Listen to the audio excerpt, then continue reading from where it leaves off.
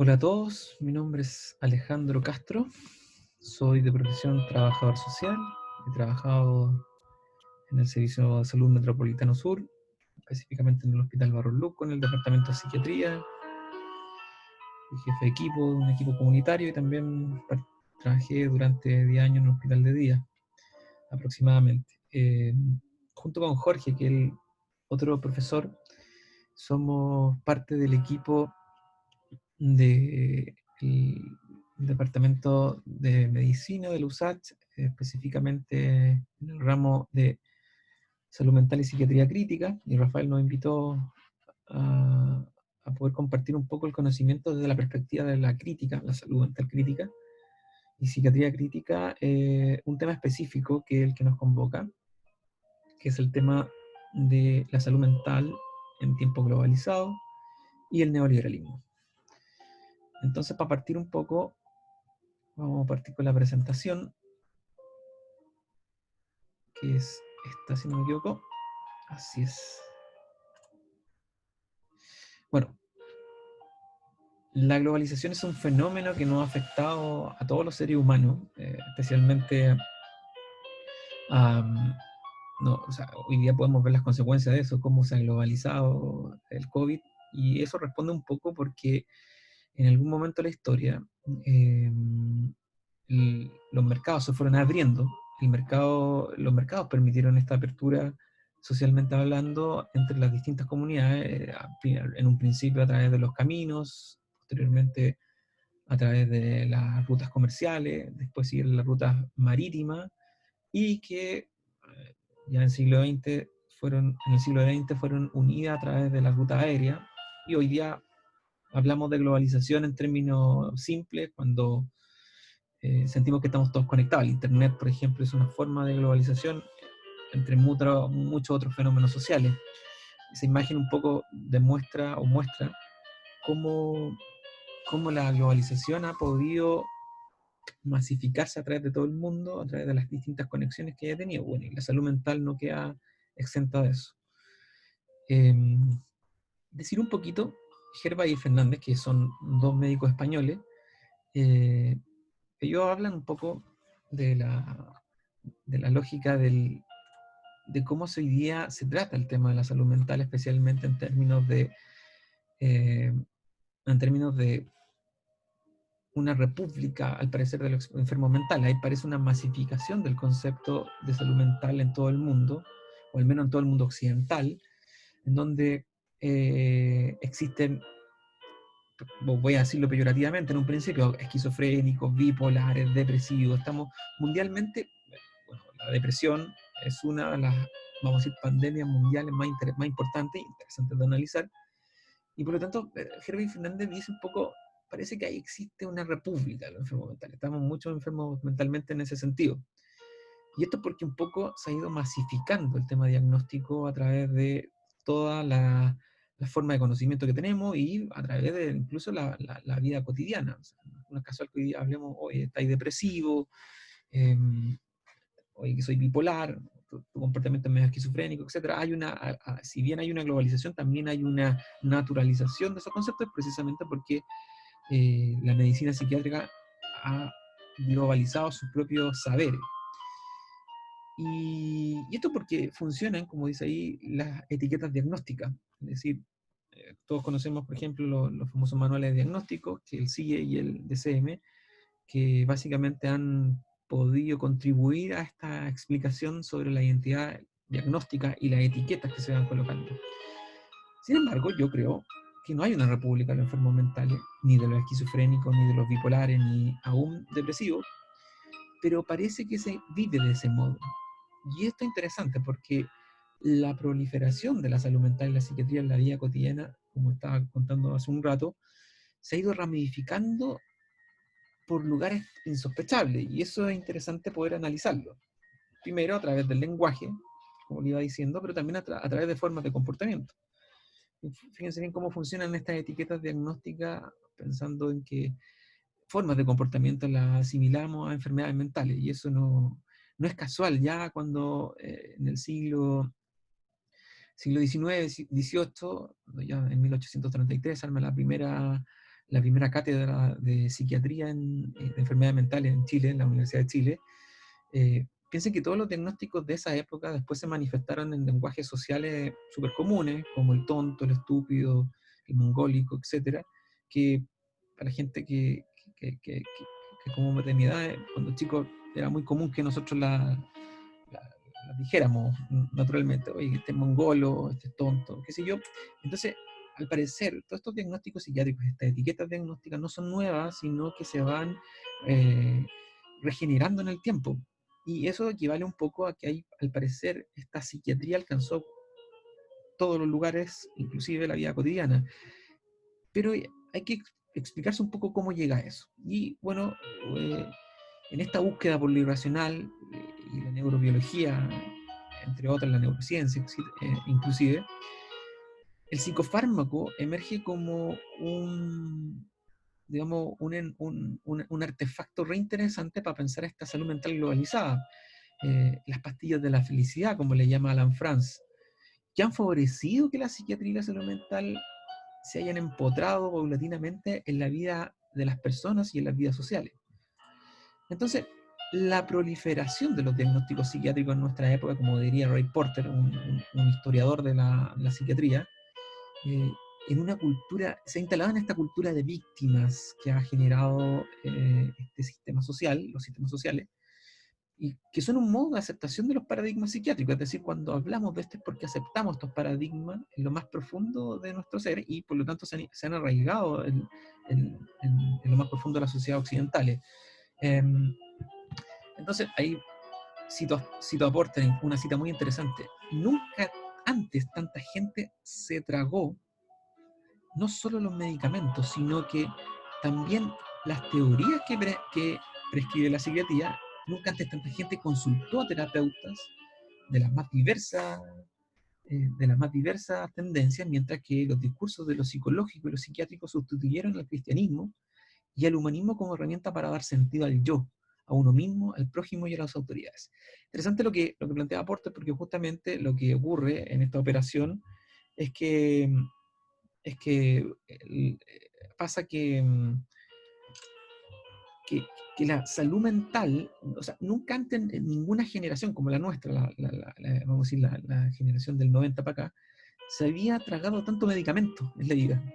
Interesante eso, porque además también aceptamos estos paradigmas en nuestras vidas. Y lo aceptamos porque al parecer hay una explicación científica que dice que esto sería de algún modo lo correcto.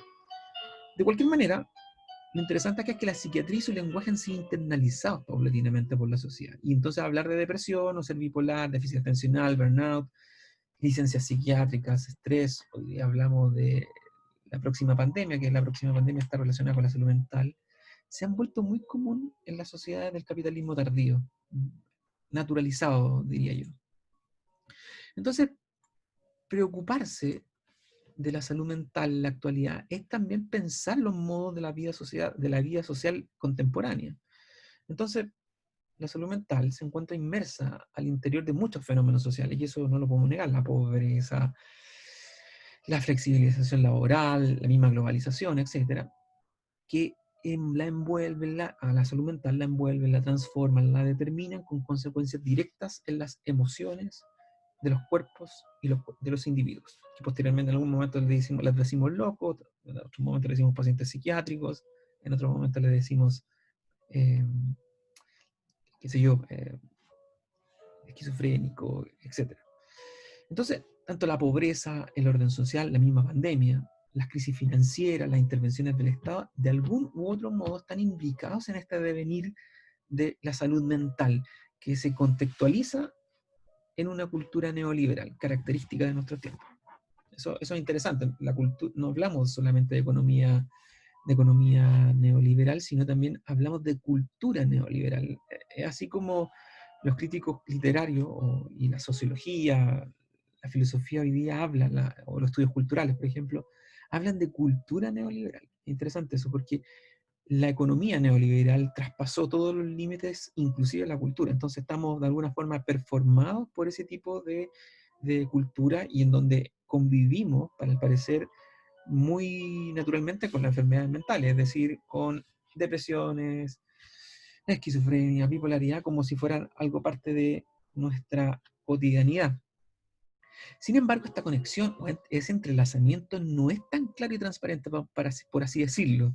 Develar eso es un poco complejo. Como pongo ahí, es de difícil acceso, ya que opera en un nivel transepistémico. Y eso es interesante porque no eh, poder saber cómo está funcionando, digamos, este nivel de la cultura neoliberal y la salud mental en un contexto globalizado, no es tan fácil mirarlo porque funciona en niveles transepistémicos, es decir, interconecta tanto niveles políticos, científicos, como económicos y culturales. Entonces, la salud mental podríamos mirarlo desde una perspectiva científica, pero a su vez también desde una perspectiva económica, cultural, pero también política. Entonces, las interconexiones son transepistémicas. A eso me refiero con lo transepistémico, es decir, vamos a decir, distintas formas de conocimiento. Entonces, al parecer, existiría una hegemonía de un paradigma biocomercial. Como para ir descubriendo esto un poco. Primero, parecer estaría metido esta forma de entender la sociedad a través de una formación docente y científica. ¿Qué digo con esto? Lo que digo con esto es que en el fondo las formaciones docentes y científicas, tanto del mundo de la salud mental como las ciencias del psi, la psicología, la psiquiatría, el trabajo social, la terapia ocupacional, la enfermería, se forman en este modo de verdad. Es decir, en otras palabras, es como decir, nos enseñan a que las enfermedades mentales, digamos, caso simple, la esquizofrenia es de tal modo, tiene estos síntomas, tiene esta forma, se presenta de este modo, este es el tratamiento. Y nos enseñan a tal modo que nosotros, los profesionales, generalmente naturalizamos esos conceptos sin poder cuestionarlos, porque son verdades científicas. Eso es un poco lo que en la crítica Foucaultiana en relación a la idea del saber y poder, por ejemplo. Entonces la nosografía psiquiátrica viene dada de por sí, no necesariamente la cuestionamos, es así, nos enseñan nosografía psiquiátrica y quienes cambian, si es que cambiara la nosografía psiquiátrica, son los propios científicos. Entonces ocurre que los libros que leemos, las clases que tenemos, son una confirmación de esa concepción de ese saber verdadero de la ciencia. En este caso, de los científicos que deciden, por ejemplo, en un manual diagnóstico, de decir qué o cuáles son los criterios para una bipolaridad, por decir algo. Entonces, si a eso le agregamos que los psicofármacos sí, en muchos casos, tienen eficacias, son eficaces para enfrentar, o sea, es decir, no podemos no decir que no son eficaces, porque en muchos casos la clozapina, la risperidona, el litio, tienen efectos en las personas, son eficaces contra el trastorno afectivo bipolar, en el caso del litio, o en términos de la psicosis,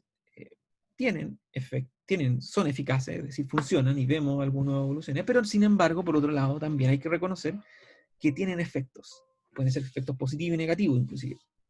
O sea, los síndromes neurolépticos malignos, por ejemplo, son efectos de psicofármacos, o la acaticia en el caso de algunos casos, entre otras, pueden tener ser efectos. O sea, por lo tanto, el psicofármaco en sí mismo, eh, a través de esta formación docente en nosografía psiquiátrica, muestra el psicofármaco como una de las grandes intervenciones que hemos creado en el siglo XX, muestra que sí son efectivas, pero también, por otro lado, también sabemos que tienen efectos positivos y negativos.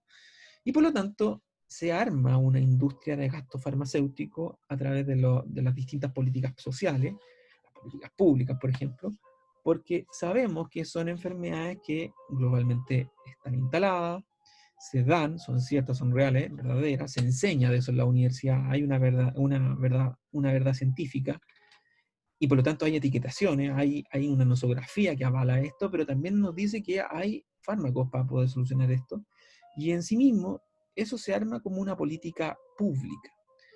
Es decir, los GES, por ejemplo, el GES lo que hace un poco también es interesante, más allá de decir que una persona que tiene una enfermedad de esta categoría accede a un tratamiento. Pero ese tratamiento le garantiza el psicofármaco dentro de otras intervenciones. La intervención psicofarmacológica se vuelve fundamental en ese sentido y por lo tanto el Estado, asumiendo esa política pública, debe generar un gasto farmacéutico, un gasto en psicofármaco en este caso. Bueno, esto vendría siendo lo que se puede denominar como el paradigma biocomercial o la hegemonía del paradigma biocomercial. Fuera de esto no puede funcionar nada. Fíjense que inclusive nosotros, muchos de ustedes yo creo que lo han visto, si uno quiere salirse de este paradigma cuando tiene una esquizofrenia, no puede. O termina internado o asume el psicofármaco como un camino. Entonces, al parecer, esto funcionaría globalmente. Y esto es interesante. En términos Foucaultianos es lo que se denomina la gubernamentalidad de la salud mental, el gobierno en la locura, algo que no vamos a ver acá sí por lo demás. Entonces, podríamos decir que la influencia de la industria farmacéutica a través de la psicofarmacología ha acompañado una revolución silenciosa en la salud mental en el último cuarto siglo del siglo XX. Piensen desde el nacimiento de la clorpromacina, cambió absolutamente la forma de entender la psiquiatría desde los años 70 para acá, 60, 70. Entonces, los servicios psiquiátricos de todo el orbe, de todo el mundo, se han vuelto dependientes de los psicofármacos, a tal nivel que todas las intervenciones en psiquiatría se piensan desde lo psicofarmacológico. O sea, piensen solamente en que muchos de ustedes, no sé si trabajan en hospitales de atención primaria, generalmente las patologías graves se tratan con fármacos, las menos graves también, quizás, o sea, las medianamente graves, quizás las menos graves no, pero generalmente está el psicofármaco en medio de nuestra intervención en salud mental. Y cuando no lo está, siempre nos preguntamos por qué. Y es porque, hablaba esto un poco, está un poco naturalizada este pensamiento del psicofármaco. Entonces, la influencia de la industria farmacéutica y las balas mágicas, como le llama Alan Franz es para los que no conocen, a ver si al final les muestro el libro de Alan Franz, eh, ¿somos todos enfermos mentales? Esa es la pregunta. Alan Franz es muy interesante la persona porque es quien participó hasta el DSM-4 en la organización del DSM-4. Cuando parte el DSM-5 él renuncia porque denuncia un poco que la industria farmacéutica está metida en la construcción de este manual, en el manual diagnóstico. Lo está diciendo uno de los grandes científicos, que en su momento fue el presidente de los manuales, de los DSM, estos manuales diagnósticos. Entonces, estas balas mágicas parece que son las pastillas, que las tomamos y nos mejoran en muchos casos, afectan directamente la opinión pública y el mundo de la salud mental. Porque además de traer la solución a una enfermedad que por más de 100 años, en el caso de la esquizofrenia, no tenían cómo tratarla, recuerden cómo se trataba la esquizofrenia y la psicosis, con baños de agua fría, lobotomía en su momento. Pensé que la persona que inventó la lobotomía se ganó un premio Nobel. De eso estamos hablando. Y el impacto, por lo tanto, que comienza a tener en los años 90 el psicofármaco en la vida cotidiana de las personas, cuando emerge la depresión, traspasan todos los campos de la medicina psiquiátrica. Entonces, hablar de felicidad en una sociedad neoliberal es hablar de una persona exitosa, y aparece esta idea del psicofármaco en los 90, con lo que bueno, ahí vamos a ver, con la era del Prozac. Entonces, bueno, no sé si vieron esa película, se la recomiendo, que es Nación Prozac, de un director sueco, no sé pronunciar ese, es Skolberger. Bueno, el nacimiento del antidepresivo en los años 90, en los años 80, si no estoy muy equivocado, y en especial con la influencia del mercado, va a tener una forma de instalar un arsenal farmacológico contra la depresión. Piensen que esto es lo que se llama la era del Prozac. El Prozac es la fluoxetina. ¿Sí? Y el nacimiento de la fluoxetina en los años 80 vino a cambiar el paradigma de la psiquiatría. Previamente al nacimiento del Prozac, la depresión existía, pero no en unos niveles como lo conocemos hoy.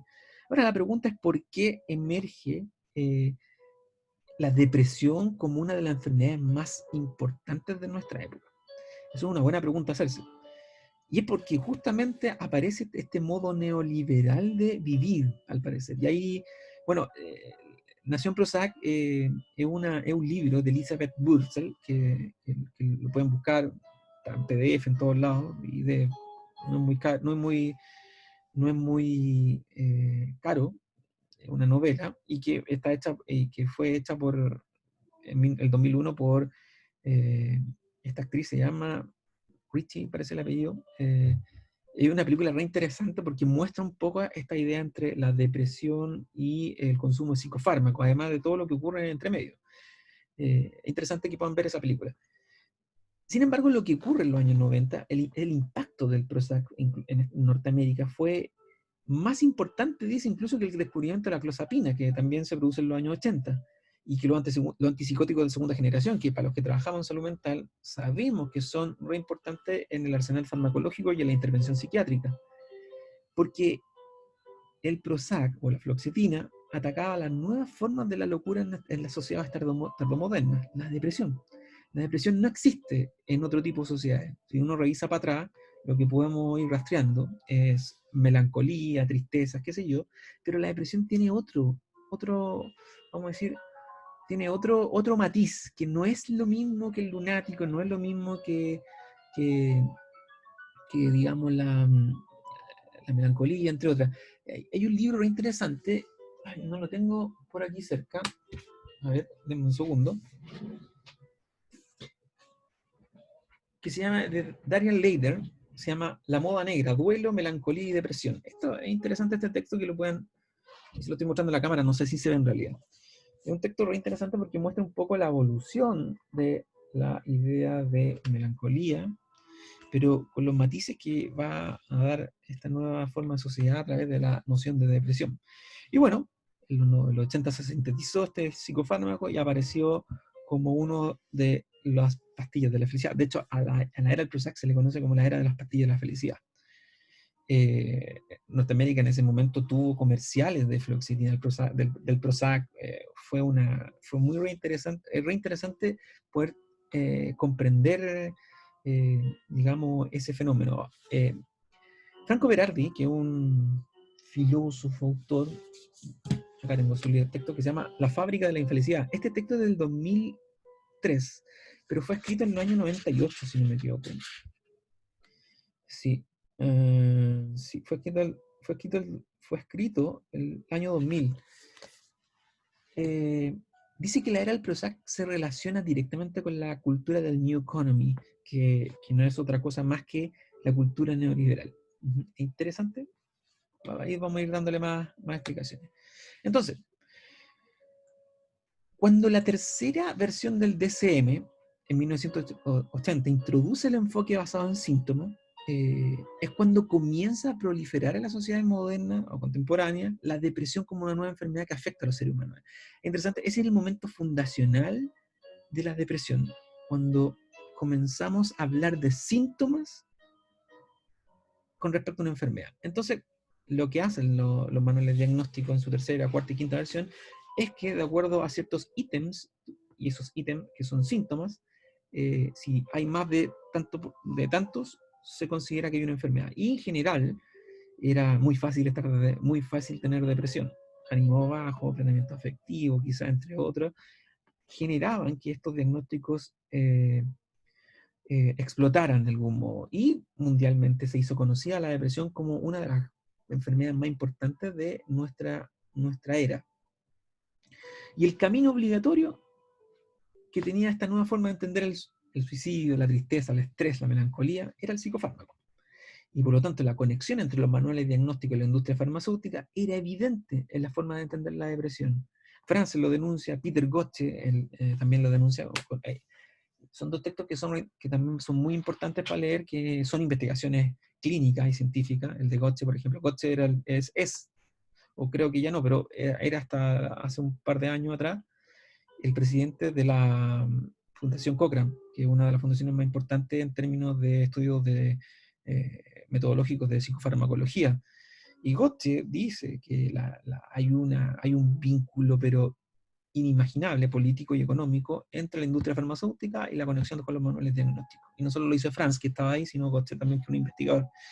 Y por lo tanto, la era del Prozac fue lentamente constituyéndose como un modo trascendente para esta nueva psiquiatría, que es la que conocemos hoy día. Entonces, tanto la pastilla de la felicidad, como la denomina Nicholas Rose, un sociólogo inglés, o las balas mágicas de France, influenciaron de tal modo la sociedad que los antidepresivos se convirtieron en un axioma conducente a la felicidad.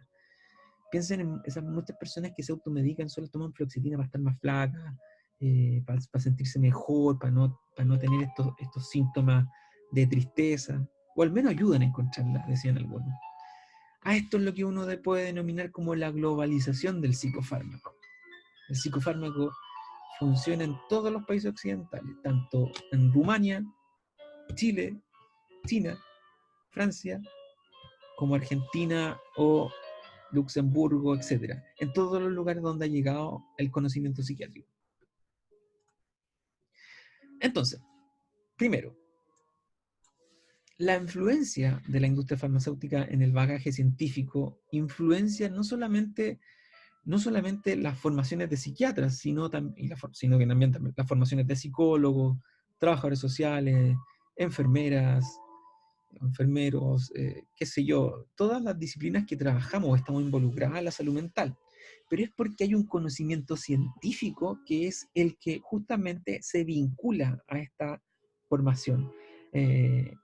Alberto Fernández Liria, que es un psiquiatra español, que uno de los, digamos, de los seguidores de la psiquiatría crítica, es decir, poner en tensión la disciplina de la salud mental y la psiquiatría, dice: nuestro papel como expertos consistió en explicar que lo que en realidad le sucedía a quien le costaba reponerse de una pérdida de un ser querido es que padecía una depresión y que podía tratarse. Como resultaba que habíamos pensado que eran tímidas las personas, en realidad padecían un trastorno llamado fobia social, para lo cual también disponíamos tratamiento, psicofármacos, o que desplazar autobuses cargados de psicólogos a los lugares en que se producían catástrofes colectivas era la mejor forma de evitar que se desencadenaran auténticas pandemias de trastorno de estrés postraumático. Entonces, hay una conexión, en un primer lugar, entre la influencia de la industria farmacéutica y este bagaje científico en la formación y en el conocimiento de la psiquiatría y la salud mental. Pensemos en la pandemia actual nuestra, cómo está el encierro, el hambre, qué sé yo, van a afectar la salud mental de las personas. ¿Y qué salud mental vamos a estar pensando en ese contexto? Bueno, un segundo punto es la estrecha relación entre los intereses mercantiles y la construcción de las clasificaciones nosográficas, que es un poco lo que estábamos hablando con lo que decía Gottche y Alan France. Fíjense bien, esta frase es muy interesante de Benthal, de John Benthal, que es otro investigador en salud mental, un investigador neozelandés, si no me equivoco, o australiano, no estoy seguro. A las empresas farmacéuticas no las mueve el deseo de hacer el bien más que a los fabricantes de automóviles, de sopa de sobre o de procesos de limpieza. Es evidente que lo que desean es que los consumidores compren sus productos por ser efectivos, y al igual que los fabricantes de coches o comida rápida, también desean evitar demandas por vender productos peligrosos para el consumidor. Sin embargo, dentro de estos límites, están dispuestos a utilizar cualquier método posible para promocionar sus productos entre los ciudadanos de los países industrializados, que han aprendido o les han enseñado a buscar en la profesión médica remedios para un amplio abanico de males físicos, sociales y existenciales. Lo que dice aquí Benthal es muy decidor, porque la conexión estrecha entre la industria farmacéutica, por un lado, y las construcciones nosográficas, es decir, el conocimiento científico construido a través de ciertas clasificaciones que son plasmadas en ciertos manuales, van a, van a vincularse de tal modo que generan un producto que es el psicofármaco. De hecho, hablamos cuando hablo de la globalización del psicofármaco. Y si bien reconocemos que el psicofármaco puede ser bueno, también puede ser malo. Lo importante acá no es el juicio de valor de que si es bueno o malo, sino que también es una empresa, y por lo tanto como empresa también fabrico un producto, y ese producto, tal como las empresas de autos, como las empresas de sopa en sobre, procesos de limpieza, comida rápida, no quieren que los demanden tampoco. Vuelvo a Peter Gotze, y aquí hay dos textos de él, déjenme encontrarlos, no los tengo a mano, que son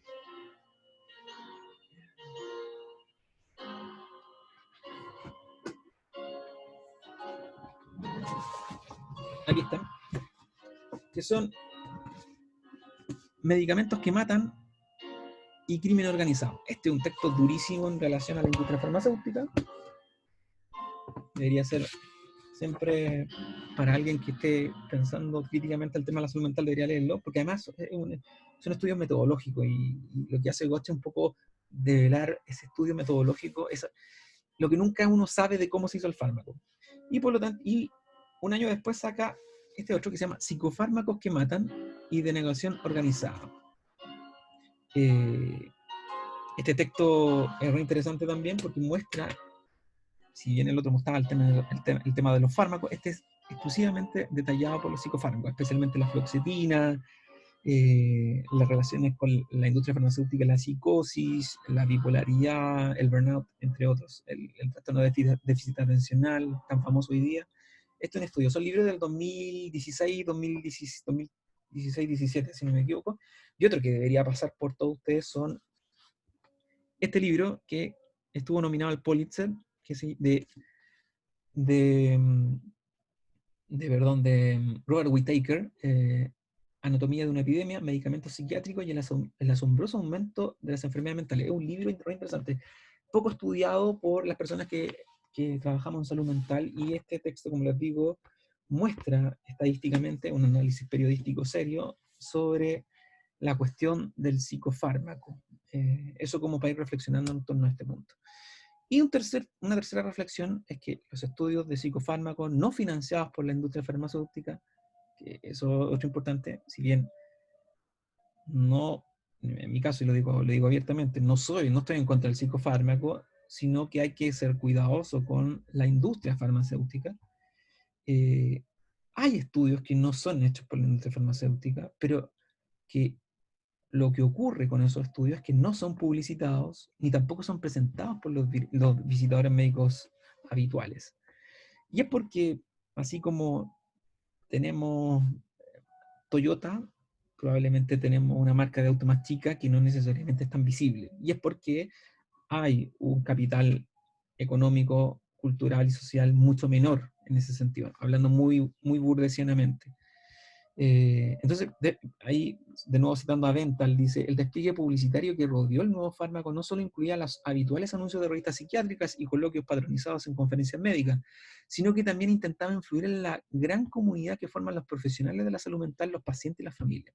Es lo que en otros lugares, Chile está muy lejos de eso, no es tanto, es lo que se denomina la biociudadanía.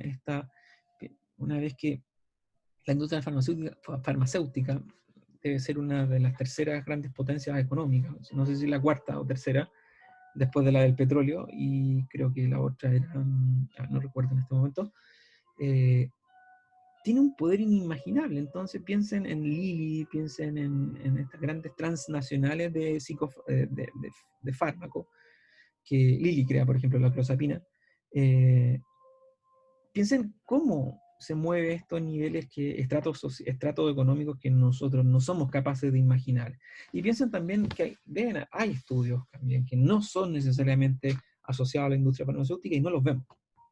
Y por lo tanto, eso también repercute en el gasto sanitario, que es el cuarto punto, que justamente es la que va a generar la prescripción y justificación de psicofármacos en términos de resultados clínicos.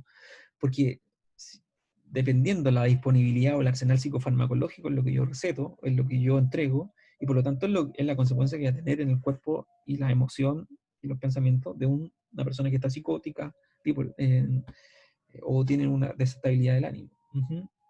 Por lo tanto, pone en cuestión también esto, la disciplina psiquiátrica en medio de toda una crisis global y una supervivencia de los estados de bienestar. Entonces, qué es lo que estamos comprando en gasto público, etcétera, también es algo que no está oculto. Recuerden que cuando hablaba eso de esos vínculos transepistémicos que son medio ocultos, es justamente porque esto vincula modos de vida culturales, modos de vida, decisiones políticas, decisiones económicas, vínculos políticos y económicos, además del saber científico que también está vinculado a la formación de personas relacionadas con la salud mental. Bueno, eso un poquito. No sé cuánto llevamos. Voy a dejar de compartir pantalla. Y es un poquito la reflexión de hoy día. Sin embargo, quiero mostrarle otra. A ver. Esta.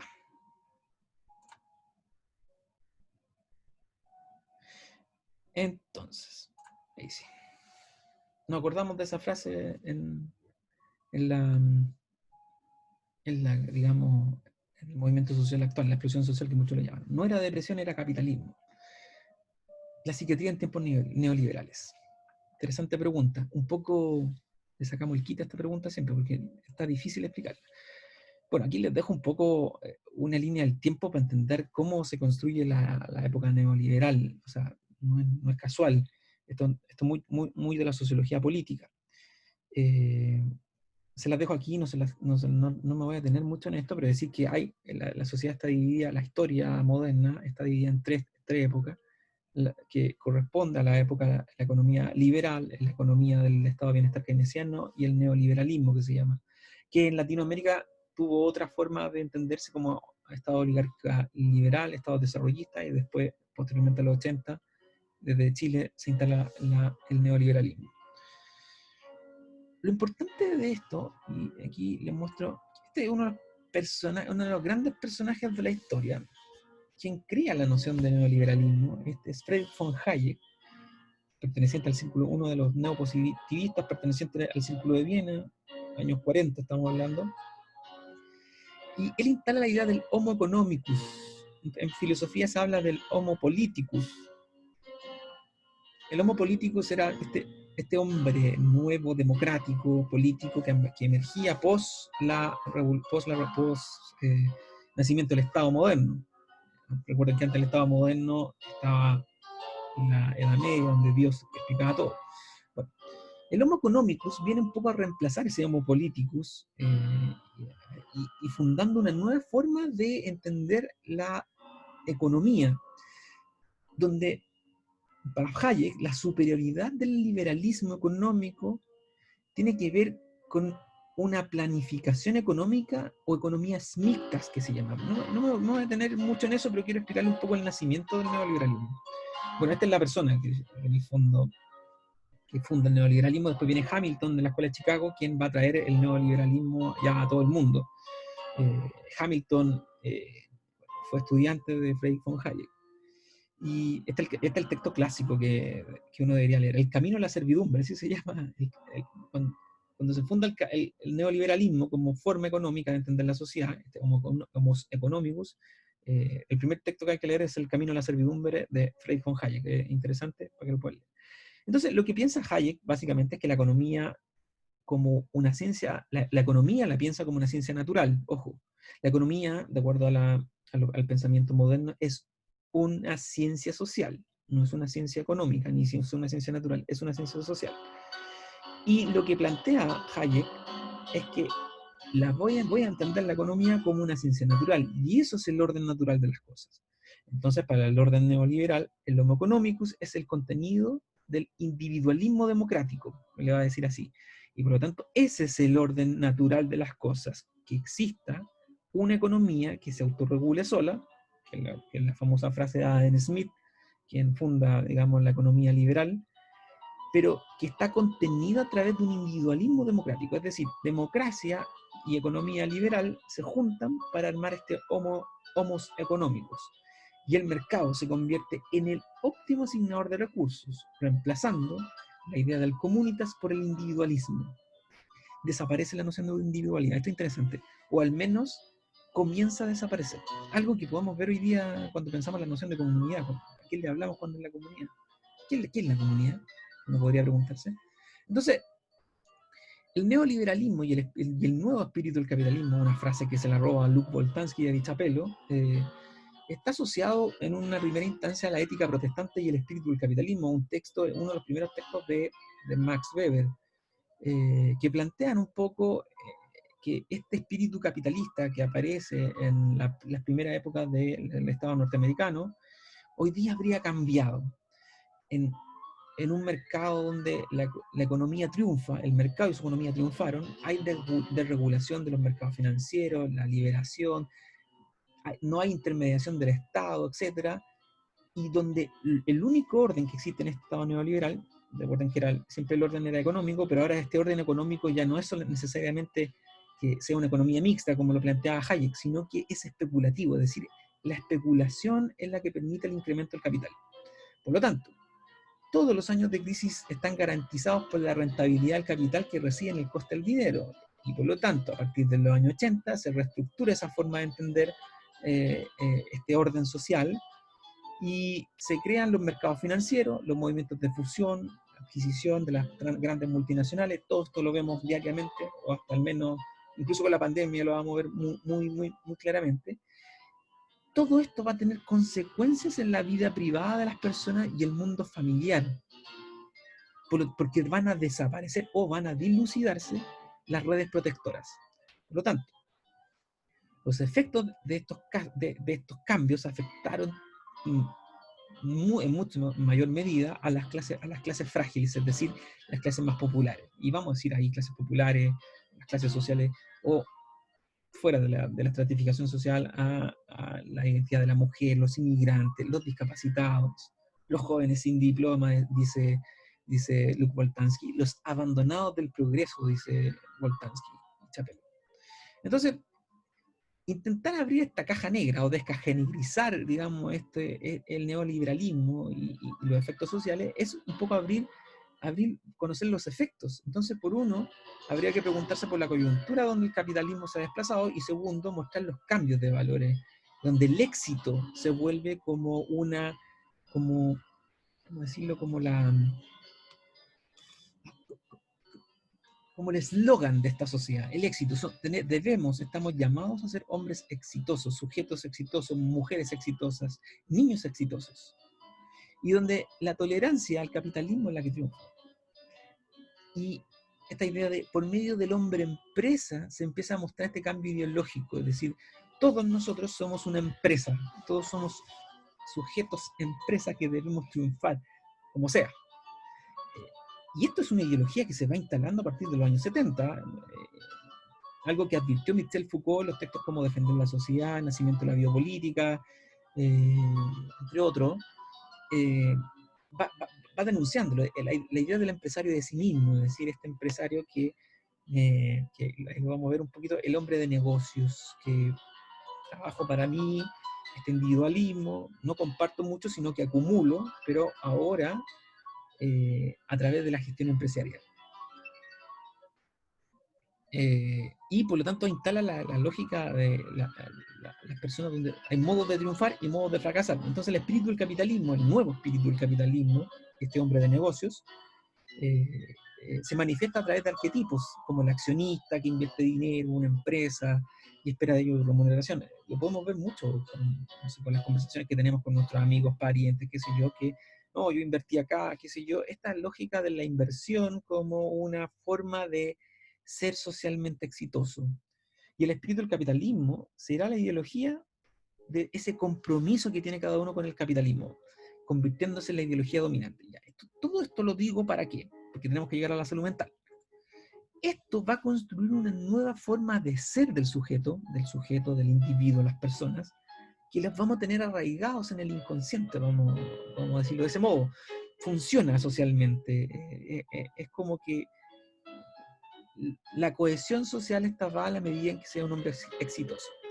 Para Byung-Chul Han, para los que no conocen, un filósofo coreano que estudió en Heidelberg, en Alemania, uno de los seguidores de Heidegger, pero también de la filosofía nietzscheana, alguien que está a la llamada ya de Foucault, vamos a decirlo.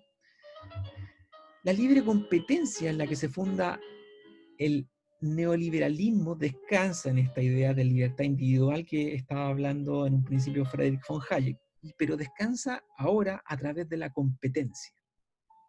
Y la competencia, en el fondo, es la que reproduce el capital y explota la libertad del individuo. Piensen ahora en la pandemia nos va a mostrar un poco justamente esto, la competencia de quién sobrevive en esta pandemia. Piensen empresarialmente o quién sobrevive. Hoy día, por ejemplo, Amazon tiene una de las mayores rentabilidades en la bolsa gracias a la pandemia, entre otras empresas. Entonces, pero, por ejemplo, Hay empresas que han sido destrozadas con la pandemia. Entonces, indistintamente el escenario que sea, ya sea normal o anormal, el neoliberalismo exige una competencia. Y algunos ganan y otros pierden. Y eso reproduce el capital y por lo tanto explota al propio individuo. Y convierte al trabajador en un empresario. Es decir, el trabajador ya, si no invierte su dinero, no es un buen trabajador o no piensa en su futuro. Un poco esa es la lógica también de la AFP. Este sujeto empresarial, o lo, como dice o el sujeto, el self-emprendedor, como diría Ulrich Brooklyn, se enfrenta a sí mismo y sabe que puede fracasar. Y cuando fracasa, no redirige su fracaso a la estructura del capital, porque el capital siempre le ha enseñado que ese fracaso es por responsabilidad propia. La responsabilidad empresarial, por ejemplo, es un poco eso. Y cuando ocurre eso, y esto es interesante en Byung-Chul Han, que está leyendo esto, al redirigir mi fracaso a sí mismo cuando pierdo en esta competencia, porque no siempre gano, cometo agresiones contra mí mismo. Y el lazo social, que en el caso durkheimiano, la sociedad más tradicionales, modernas tradicionales, estaba dado por la moral, por la moral, qué sé yo, la conciencia. Hoy día se descompone y aparecen las famosas, para Byung-Chul Han, las famosas enfermedades del alma, la depresión, los trastornos de personalidad limítrofe, que así denominan los DSM, los burnout, por ejemplo, que son consecuencias un poco de esta agresión a sí mismo, que no son más que modos de explotación que cambiaron. Recuerdan que las modos de explotación, marcianamente hablando, eran las tradicionales a través de la empresa, qué sé yo. Hoy día no existe eso, o si existe es simultáneo. Lo que importa es cómo hoy día yo me autoexploto, dejando al descubierto la psique como una fuerza productora, es decir, los pensamientos. Ya no es el puro cuerpo, sino los pensamientos.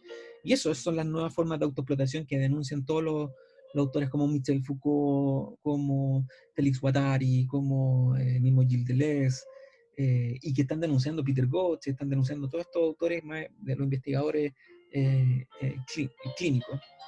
Y así emergen las nuevas enfermedades mentales y somáticas. Esto un poco coincide con lo que decía anteriormente con el New Economy, es decir, esta nueva forma de entender la sociedad. Esto es la sociedad neoliberal. Entonces, aparecen bloqueos y debilidades y errores que deben ser eliminados con el fin de incrementar el rendimiento. Entonces, porque fíjense que nosotros somos medidos por rendimiento. Todos en nuestros trabajos somos medidos por rendimiento. Las personas que trabajamos en salud mental hablamos de rendimiento. Los REM en el caso de la atención primaria, las estadísticas al interior de los hospitales que miden nuestro rendimiento, cuántas visitas domiciliarias hicimos, cuántas consultas hicimos, cuántas intervenciones familiares, etcétera, etcétera, etcétera. Nos miden por rendimiento. Y cuando no alcanzamos el rendimiento esperado o óptimo, es cuando comienza el fracaso. Vean, aquí tienen dos películas que son muy decidoras de esta forma de entender la sociedad. Por un lado tenemos la película de Will Smith, que En busca de la felicidad muestra un poco cuando fracaso, comienzo con el fracaso y me esfuerzo, porque yo soy el empresario de mí mismo ahí, aprendiendo muy, muy, muy interesante esa figura de ese aparato radiológico que vende. Entonces, el esfuerzo me lleva a vencer y a triunfar, por un lado. Pero sin embargo, fracasé en todo el proceso y la resiliencia aparece como un modo, parece, de recomponerse también. Algunos no lo logran hacer y fracasan para siempre, u otros recurren a los psicofármacos. Interesante eso.